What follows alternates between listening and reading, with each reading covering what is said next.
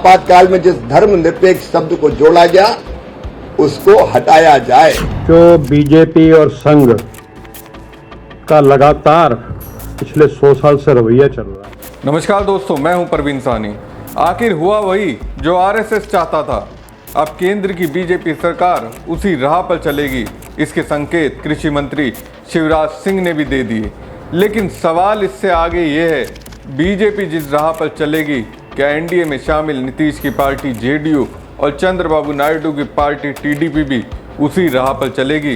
क्या वक्फ कानून की तरह नीतीश और नायडू गोलमोल बातें कर मोदी शाह का सपोर्ट करने लगेंगे?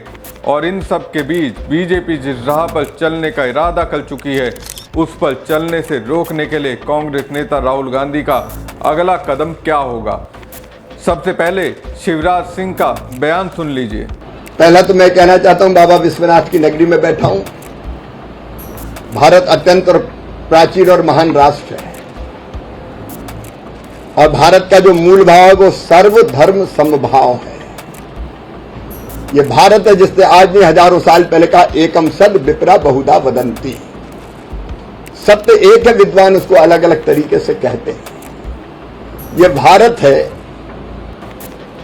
जो कहता है मुंडे मुंडे मतिर भिन्ना, अलग अलग भाव का भी आदर करने वाला। उपासना पद्धति कोई हो, स्वामी विवेकानंद ने भी शिकागो जाके ये कहा था कि किसी रास्ते चलो अंततः पहुंचोगे परमपिता परमात्मा के पास। सर्वधर्म समभाव ये भारतीय संस्कृति का मूल है। धर्मनिरपेक्ष हमारी संस्कृति का मूल नहीं है और इसलिए इस पर जरूर विचार होना चाहिए कि आपातकाल में जिस धर्मनिरपेक्ष शब्द को जोड़ा गया उसको हटाया जाए। और दूसरी बात है समाजवाद की। आत्मवत सर्वभूतेषु, अपने जैसा सबको मानो, ये भारत का मूल विचार है। अयम निजम परो वेत्ति गणना लघु चेतसाम उदार चरिता नाम तु वसुदैव कुटुंबकम। ये सारी दुनिया ही एक परिवार है। ये भारत का मूल भाव है। जियो और जीने दो, प्राणियों में सद्भाव ना हो, विश्व का कल्याण हो। सर्वे भवन्तु सुखिनः सर्वे सन्तु निरामया, ये भारत का मूल भाव है और इसलिए यहां समाजवाद की जरूरत नहीं है। हम तो वर्षों पहले से कह रहे हैं, सिया राम मैं सब जग जानी, सबको एक जैसा मानो। इसलिए समाजवाद शब्द की भी आवश्यकता नहीं है। देश को इस पर निश्चित तौर पर विचार करना चाहिए। शिवराज ने कहा कि सर्वधर्म सद्भाव भारतीय संस्कृति का मूल है। धर्मनिरपेक्ष हमारी संस्कृति का मूल नहीं है और इसलिए इस पर जरूर विचार होना चाहिए कि आपातकाल में जिस धर्मनिरपेक्ष शब्द को जोड़ा गया उसको हटाया जाए। समाजवाद पर बोलते हुए शिवराज सिंह ने कहा कि समाजवाद की आत्मवत सर्वभूतेषु, अपने जैसा सबको मानो, ये भारत का मूल विचार है। मतलब हर किसी को अपने जैसा मानना ही भारत का मूल विचार है। शिवराज सिंह चौहान का ये बयान तब आया जब आरएसएस के महासचिव दत्तात्रेय होसबोले ने कहा कि संविधान को धर्मनिरपेक्षता और समाजवाद नहीं चाहिए। और एक बात, इस आपातकाल के दौरान भारत के संविधान की प्रस्तावना में, प्रियम्बल में 2 शब्द जोड़े गए हैं। राय साहब, आप इस विषय के बारे में कभी बोलेंगे या लिखे तो मुझे मालूम नहीं है, देखता हूं। 2 शब्द जोड़े हैं। हम सब लोगों को मालूम है सेक्युलरिज्म और सोशलिज्म की, वो प्रस्तावना में नहीं थे, पहले प्रियम्बल में नहीं थे। उन 2 शब्दों को जोड़ा है। प्रियम्बल शाश्वत रूप से है। क्या सोशलिज्म के विचार आइडियोलॉजी के नाते क्या शाश्वत है भारत के लिए? सेक्युलरिज्म का शब्द भारत संविधान में नहीं था, प्रस्तावना में जोड़ा है। विचार में होंगे सेक्युलरिज्म के, बाकी गवर्नमेंट पॉलिसीज पे हैं, स्टेट पॉलिसी में है, वो अलग बात है। तो इन 2 शब्दों को प्रस्तावना में जोड़ा। बाद में इसको निकालने के प्रयत्न हुआ नहीं है। चर्चा हुई, दोनों प्रकार के आर्गुमेंट्स हुए, तो क्या वो रहनी चाहिए प्रस्तावना में? ये विचार होना चाहिए। क्योंकि मैं जानता हूं संविधान के निर्माता डॉक्टर बाबा साहेब अम्बेडकर जी के नाम जिस भवन पर है, उसमें मैं खड़े होकर बता रहा हूं कि बाबा साहेब अम्बेडकर ने जो संविधान बनाया था उसके प्रस्तावना में ये दो शब्द नहीं थे। तो इसके उद्देश्य क्या है, विचार किया जाए। इसलिए आप संविधान के बारे में चर्चा कहते ही बाबा साहेब अम्बेडकर जी के बारे में नहीं है, ऐसे विषय भी है ना। वो बाबा साहेब अम्बेडकर ने नहीं बनाया। इमरजेंसी में जब देश के मौलिक अधिकार नहीं थे, देश के संसद नहीं था, न्यायांग पंगु बन गया था, उस समय आपने इसको जोड़ दिया। तो इसलिए ऐसे कई बातें आज भी समीक्षा करने के लिए हैं। तो आरएसएस समाजवाद और धर्मनिरपेक्ष शब्दों की समीक्षा की बात करके संविधान पर हमला कर रहे हैं। ऐसा लग रहा है बीजेपी आरएसएस की असली मंशा बाबा साहब भीमराव अंबेडकर के संविधान को खत्म कर मनुस्मृति थोपने की है। अब इस पर लोकसभा में नेता प्रतिपक्ष राहुल गांधी ने अपनी बात रख दी। उन्होंने कहा कि आरएसएस का नकाब फिर से उतर गया। संविधान इन्हें चुभता है क्योंकि वो समानता, धर्मनिरपेक्षता और न्याय की बात करता है। आरएसएस बीजेपी को संविधान नहीं मनुस्मृति चाहिए।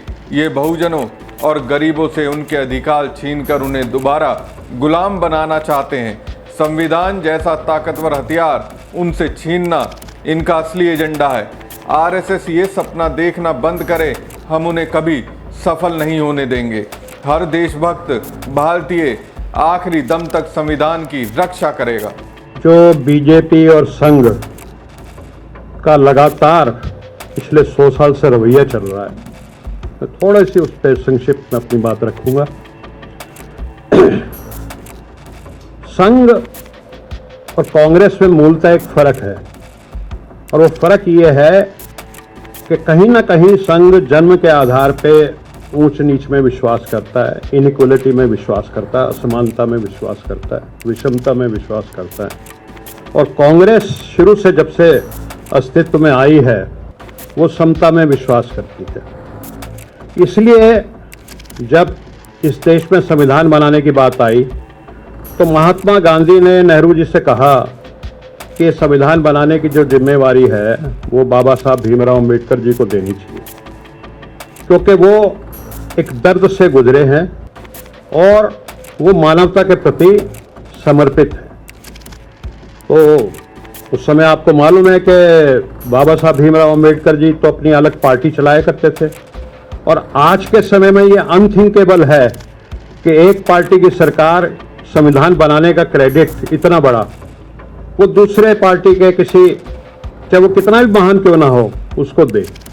लेकिन ये देश हित में, राष्ट्र हित में, और महात्मा गांधी, पंडित जवाहरलाल नेहरू, इनकी महानता थी कि संविधान बनाने का काम बाबा साहब भीमराव अंबेडकर जी को दिया गया, और जिन्होंने दुनिया का सर्वोत्तम संविधान जिसको कहते हैं वो 26 नवंबर 1949 को देश को प्रस्तुत कर दिया।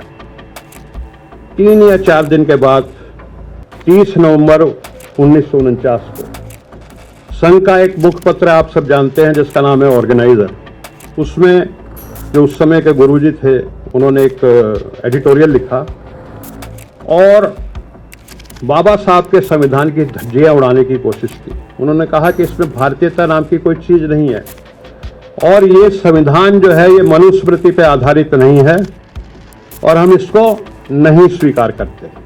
और उसके बाद आपको मालूम है कि बाबा साहब भीमराव अंबेडकर जी के पुतले भी जलाए गए, और पता नहीं क्या क्या उनको एब्यूजेस यूज की गई। और लगातार तब से लेकर के आज तक आरएसएस इस संविधान में विश्वास नहीं करता, इसको बदलने की कोशिश करता रहता है, और उसके कई जिसको कहते हैं कि उदाहरण है। 1993 में जब बीजेपी के अध्यक्ष थे मुरली मनोहर जोशी जी, तो एक सभा में गए और उन पे आंध्र प्रदेश में सभा हो रही थी, और उन्होंने कहा कि इस संविधान को फिर से बदलने की जरूरत है।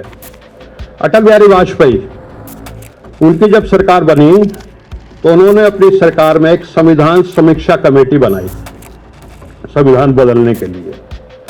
और आपको पता है कि तरह तरह की याचिकाएं लगती रहती हैं। इनके जो मोदी जी के अभी हाल में आर्थिक सलाहकार थे विवेक देवराय जी, उन्होंने भी एक लंबा चौड़ा आर्टिकल लिखा। तो राहुल गांधी संविधान से किसी भी तरह की छेड़छाड़ को बर्दाश्त नहीं करेंगे, आखिरी दम तक लड़ेंगे। लेकिन नीतीश और नायडू क्या करेंगे? अब जबकि उनकी आरएसएस और बीजेपी संविधान के साथ क्या करने वाली है ये मालूम है, तो उनका स्टैंड क्या होगा? ये बात इसलिए भी मैं कह रहा हूं क्योंकि आंध्र प्रदेश के मुख्यमंत्री चंद्रबाबू नायडू ने भी कभी कहा था कि संविधान लोकतंत्र के लिए एकमात्र सुरक्षा कवच है और भारतीय कानून इतना मजबूत है कि कोई भी इसे छू नहीं सकता। अब बीजेपी अगर संविधान को छुएगी तो क्या नायडू अपना समर्थन वापस लेंगे? क्या बीजेपी को ऐसा करने से रोकने के लिए सख्त कदम उठाएंगे? बिहार के मुख्यमंत्री नीतीश कुमार ने भी तो संविधान दिवस के मौके पर कहा था वो संविधान की रक्षा करने के लिए कुछ भी करेंगे। अब जबकि आरएसएस के दिशा निर्देश पर बीजेपी उस राह पर चलने लगी है, तो सवाल यही है केंद्र में बैठी सरकार की ये दो बैसाखी छिटेंगी या नहीं? हमारी खबर आपको कैसी लगी कमेंट बॉक्स में कमेंट करके जरूर बताएं। साथ ही पेज को ज़्यादा से ज़्यादा लाइक और शेयर कीजिएगा। धन्यवाद।